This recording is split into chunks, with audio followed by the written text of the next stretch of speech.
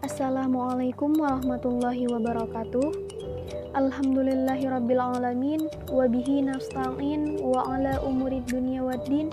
Wassalatu wassalamu ala ashrafil anbiya'i wal mursalin wa ala alihi wa sahbihi ajma'in.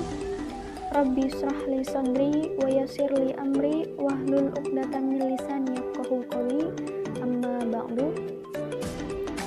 Selamat pagi kepada Ibu Irianti dan selamat pagi kepada rekan-rekan semuanya. Kami dari kelompok 3 Psikologi Kepribadian kelas B Universitas Muhammadiyah Bandung akan memaparkan teori tentang Henry Alexander Murray. Namun sebelumnya saya akan memperkenalkan rekan-rekan saya terlebih dahulu, yakni ada Chandra Sophia Maharani, lalu ada Dede Siti Khadijah, kemudian ada saya sendiri Dela Salbila, dan ada Dila Azkia Syarifah. Baik, materi selanjutnya akan disampaikan oleh Dede Siti Khadijah, dipersilahkan. Baik, saya Dede Siti Khadijah dengan NIM 200207055, Prodi Psikologi kelas B. Saya akan menjelaskan tentang struktur kepribadian. Namun sebelumnya saya akan memberitahu biografi Henry Alexander Murray. Henry Alexander Murray dilahirkan di New York pada tanggal 13 Mei 1893 dan meninggal pada tahun 1988. Henry Murray juga berpendapat bahwa kepribadian akan dapat lebih mudah dipahami dengan cara menyelidiki alam ketidaksadaran seseorang. Murray menjadi profesor psikolog di Harvard University dan mengajar di sana lebih dari 30 tahun. Dia adalah pendiri Boston Psychoanalytic Masyarakat dan mengembangkan teori kepribadian berdasarkan kebutuhan dan tekanan. Ia juga merupakan pengembang dari tes apersepsi tematik atau TAT yang secara luas digunakan oleh para psikolog. Selanjutnya yaitu struktur kepribadian, yaitu ada id, ego, dan superego. Seperti Freud, Murray memandang id sebagai kecenderungan impulsif yang dibawa sejak lahir. Id menguasai energi dan mengarahkan tingkah laku sehingga menjadi dasar kekuatan motivasi kepribadian. Murray memberi peran ego jauh lebih luas dari Freud. Ego sebagai unsur rasional dari kepribadian. Ego bukan hanya melayani, mengubah arah, dan menunda impuls id yang tidak diterima, tetapi ego juga menjadi pusat pengatur semua tingkah laku secara sadar, merencanakan tingkah laku, mencari dan membuat peluang untuk memperoleh kepuasan id yang positif. Superego, Murray menekankan pentingnya pengaruh kekuatan lingkungan, sosial atau kultur dalam kepribadian. Selanjutnya ada unit-unit tingkah laku proceeding. Unit dasar tingkah laku adalah interaksi yang waktunya terbatas antara individu dengan orang lain atau antara individu dengan objek. Dan ada juga serial. Serial adalah serangkaian proceeding yang semenggal waktunya cukup untuk menyelesaikan pola-pola penting dari tingkah laku secara dinamis. Selanjutnya ada ordinasi, abilitas, dan prestasi. Ordinasi adalah proses mental tinggi yang dipakai seseorang untuk memilih rencana aksi untuk mencapai tujuan yang diinginkan dan menempatkan pilihan rencana itu ke dalam operasi. Ordinasi mempunyai dua komponen, yaitu serial program dan schedule. Serial program sendiri yaitu pengaturan, urutan subtujuan yang direntang ke masa depan dan didesain untuk mencapai beberapa tujuan. Sedangkan schedule yaitu pengaturan waktu kegiatan untuk memuaskan kebutuhannya dan menghindari konflik dan persaingan antar kebutuhan dan keinginan. Abilitas dan prestasi seseorang adalah bagian kepribadian yang penting, seperti keterampilan mekanik, leadership, prestasi, intelektual, dan tingkah laku seksual. Abilitas sendiri menunjukkan potensi apa yang mampu dikerjakan seseorang, mencakup variabel bakat, herediter, dan apa saja yang pernah dipelajari. Prestasi sendiri atau experiment menunjukkan apa yang nyata dilakukannya dengan pengetahuan yang dimilikinya. Baik, materi selanjutnya akan dijelaskan oleh saya. Sebelum itu, saya akan memperkenalkan diri terlebih dahulu. Perkenalkan, nama saya Bila Azkia Saripah dengan NIM 2207075 dari kelas Psikologi B. Di sini saya akan menjelaskan materi tentang dinamika kepribadian menurut Murray. Dari dinamika kepribadian Murray ada yang namanya kebutuhan. Kebutuhan adalah suatu konstruk yang mewakili suatu daya pada bagian otak. Kekuatan yang mengatur persepsi, apersepsi, pemahaman, konasi, dan kegiatan sedemikian rupa untuk mengubah situasi yang ada dan yang tidak memuaskan ke arah tertentu. Kebutuhan terkadang dibangkitkan oleh proses-proses internal tertentu, tetapi lebih sering terjadi oleh pengaruh umum afektif atau pengaruh-pengaruh lingkungan. Nah, dari definisi tadi kita bisa lihat bahwa konsep kebutuhan sama seperti konsep kepribadian yang merupakan sesuatu yang abstrak atau hipotesis, namun berkaitan dengan proses-proses fisiologis dalam otak. Kebutuhan juga bisa dibangkitkan dari dalam atau digerakkan sebagai akibat dari rangsangan dari luar. Ada 5 tipe kebutuhan. Yang pertama adalah kebutuhan primer atau kebutuhan sekunder. Kebutuhan primer berhubungan dengan peristiwa-peristiwa organis tertentu yang khas dan secara khusus berkenaan dengan kepuasan-kepuasan fisik. Contohnya adalah kebutuhan makan, seks, air, laktasi, kencing, dan lain-lain. Sedangkan kebutuhan sekunder merupakan kebutuhan primer yang ditandai oleh tidak adanya hubungan vokal dengan proses-proses organis atau kepuasan fisik khusus. Contohnya seperti kebutuhan akan belajar, prestasi, pengakuan dari orang lain, pujian, kekuasaan, kebebasan, kehormatan, dan lain-lain. Yang kedua ada kebutuhan terbuka dan kebutuhan tertutup, yakni kebutuhan yang nyata dan kebutuhan yang laten tersembunyi. Membedakan antara kebutuhan yang kurang lebih dapat diungkapkan secara langsung atau segera dan kebutuhan yang umumnya dikekang, dihambat, atau ditekan. Bisa dikatakan bahwa kebutuhan terbuka secara khas mengungkapkan diri dalam tingkah laku motorik, sedangkan kebutuhan yang tertutup merupakan hasil dari perkembangan struktur-struktur yang terinternalisasikan oleh superego yang menentukan bentuk-bentuk tingkah laku yang pantas atau tidak pantas. Yang ketiga ada kebutuhan yang memusat dan kebutuhan yang menyebar.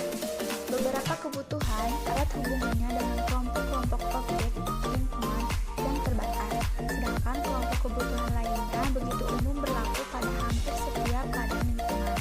Yang keempat ada kebutuhan proaktif dan kebutuhan reaktif. Kebutuhan proaktif ialah kebutuhan yang sebagian besar ditentukan dari dalam, kebutuhan yang bergerak secara spontan sebagai akibat dari suatu lingkungan. Nah, sedangkan kebutuhan reaktif digerakkan sebagai akibat dari respon terhadap suatu peristiwa lingkungan.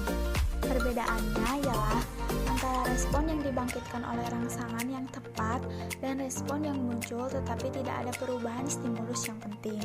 Dan yang terakhir adalah kebutuhan modal dan kebutuhan akibat. Kebutuhan modal sendiri menurut Murray berpendapat bahwa kegiatan proses dan kebutuhan modal merupakan kecenderungan-kecenderungan untuk melakukan perbuatan-perbuatan tertentu dari perbuatan itu sendiri sama pentingnya. Sedangkan kebutuhan akibat yaitu kebutuhan yang mengarah pada suatu keadaan yang diinginkan atau hasil akhir. Lalu slide selanjutnya ada tekanan.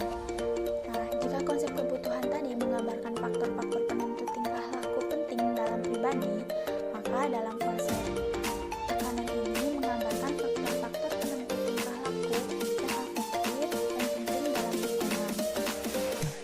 Tekanan adalah suatu sifat atau atribut dari suatu objek lingkungan atau orang yang memudahkan atau menghalangi usaha-usaha individu untuk mencapai tujuan tertentu. Tekanan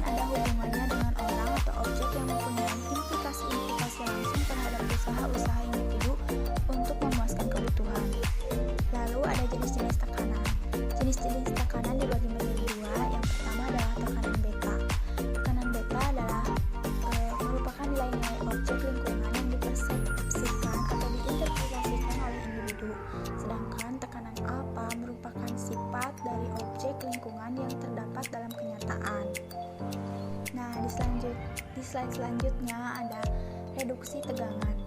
Murray memandang individu menjadi aktif karena digerakkan oleh sekumpulan dorongan yang kompleks. Selanjutnya, ia mengakui bahwa apabila kebutuhan yang timbul, individu berada dalam tegangan, dan pemuasan kebutuhan tersebut akan menyebabkan reduksi tegangan. Lalu ada tema. Tema merupakan suatu tingkah laku molar dan yang saling mempengaruhi. Tema meliputi situasi yang menggerakkan tekanan dan kebutuhan yang muncul. Jadi, tema ini menyangkut interaksi antara kebutuhan dan tekanan dan memungkinkan melihat tingkah laku secara global dan segmental. Lalu ada macam-macam tema. Yang pertama ada perumusan yang sederhana tentang interaksi subjek, dan ada juga perumusan yang lebih umum dan lebih kasar. Nah, interaksi kebutuhan. Integrasi kebutuhan adalah disposisi tematis yang menangkap kebutuhan untuk mengadakan bentuk integrasi tertentu dengan tipe orang atau objek tertentu. Dalam keadaan di mana integrasi kebutuhan ada, maka timbulnya kebutuhan biasanya akan menyebabkan orang mencari objek lingkungan yang cocok dan penggambaran yang merupakan bagian dari integrasi kebutuhan. Di slide selanjutnya ada tema kesatuan. Tema kesatuan merupakan kebutuhan dan tekanan yang berhubungan dan diperoleh dari pengalaman kanak-kanak dan memberi arti serta kesatuan pada bagian terbesar tingkah laku individu. Tema kesatuan ini pada dasarnya beroperasi sebagai kekuatan tak sadar. Lalu ada proses-proses regnan. Proses regnan adalah proses fisiologis yang mengikuti proses fisiologis yang dominan.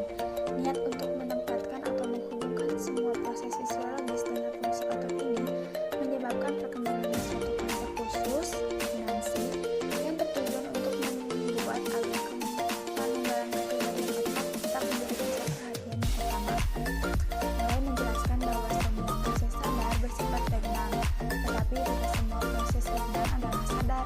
Jadi, kesadaran adalah salah satu sifat dari proses fisiologis yang dominan, dan kesadaran ini bisa muncul atau tidak muncul dalam satu kesempatan tertentu. Dan yang terakhir ada bagan nilai vektor. Bagan nilai vektor ini merupakan gambaran akhir dari tingkah laku. Vektor merupakan kecenderungan bertindak secara luas. Murray mengelompokkan daftar tentatif nilai dan vektor. Vektor meliputi penolakan, penerimaan, pemerolehan, konstruksi, konversasi, ekspresi, transmisi, pengusiran, pembinasaan, pembelaan, dan penghindaran.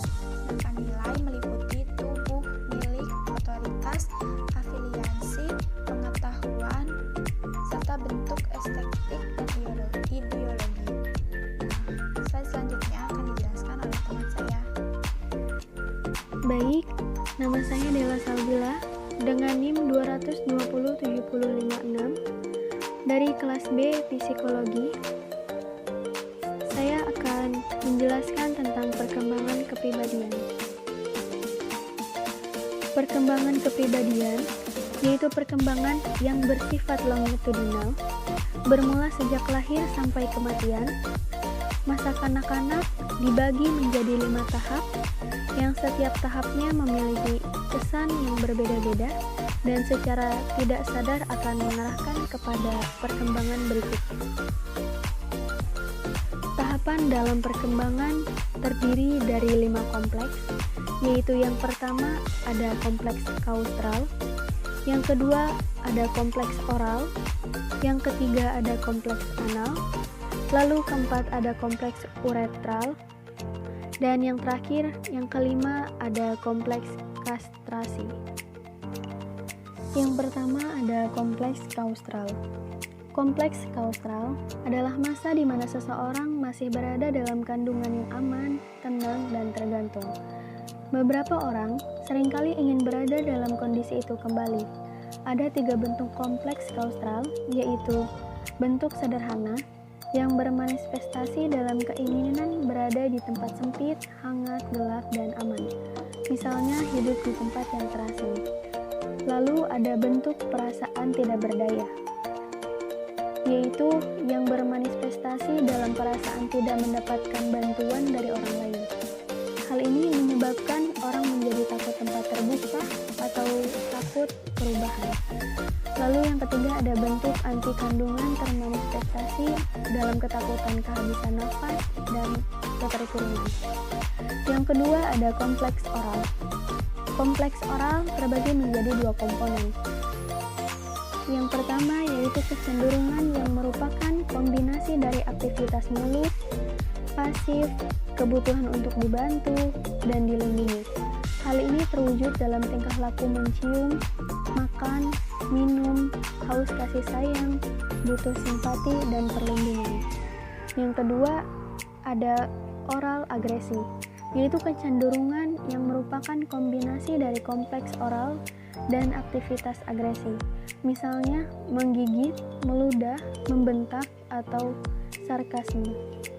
Lalu yang ketiga ada kompleks yang mencangkup muntah, pilih makanan, makan sedikit, atau keinginan menyendiri. Yang ketiga ada kompleks anal. Kompleks anal terbagi menjadi dua komponen, yaitu yang pertama ada anal ditolak, yaitu suatu kompleks di mana anak senang dengan suatu yang kotor dan tidak teratur. Hal ini terwujud dalam perilaku menjatuhkan sesuatu, membanting sesuatu, menembakkan peluru, atau meledakkan bom. Yang kedua ada anal retensi, yaitu suatu kompleks di mana seorang anak senang dengan sesuatu yang bersih, rapi, dan teratur. Lalu yang keempat ada kompleks uretral, yaitu suatu kompleks yang terkait dengan ambisi berlebihan dan sangat mencintai diri sendiri. Orang dengan kompleks ini membuat tujuan terlalu tinggi, namun seringkali mengalami kegagalan dengan apa yang dituju.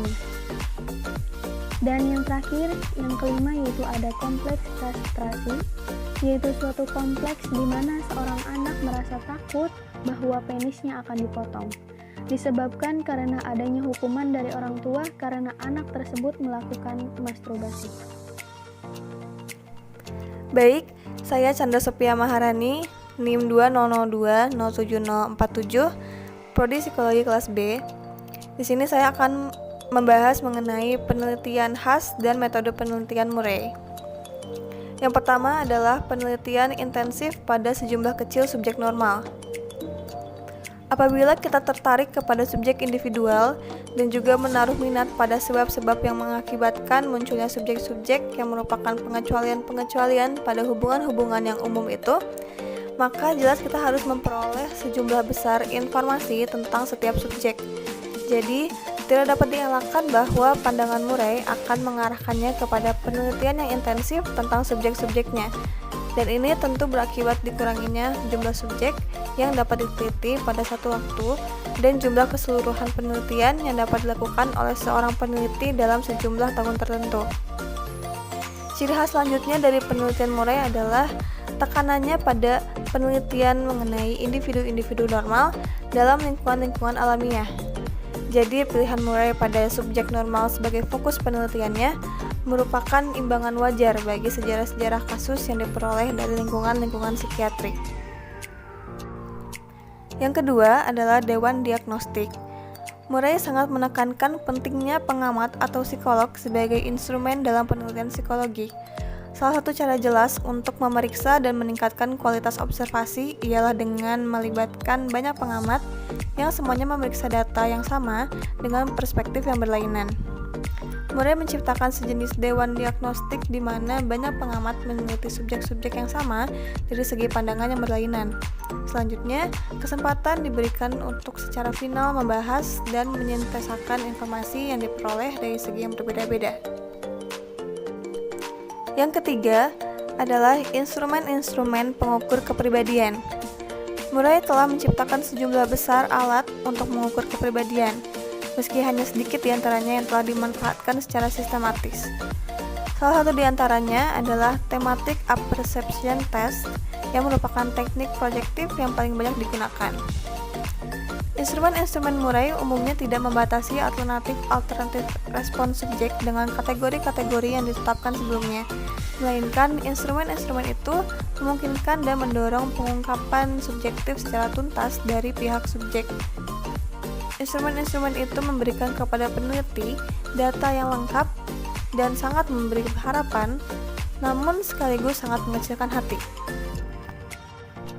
Selanjutnya adalah bahasan mengenai status sekarang dan evaluasi. Perumusan-perumusan Murray telah dirasa bermanfaat tidak hanya oleh para muridnya, tetapi juga oleh para peneliti dan ahli klinis lainnya yang tertarik pada penelitian kepribadian.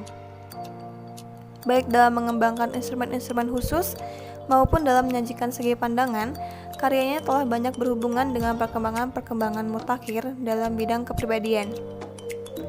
Teori Murray dan penelitiannya telah memainkan peranan menentukan dalam mengembangkan perhatian yang lebih serius terhadap teori psikoanalitik di kalangan para psikolog akademik.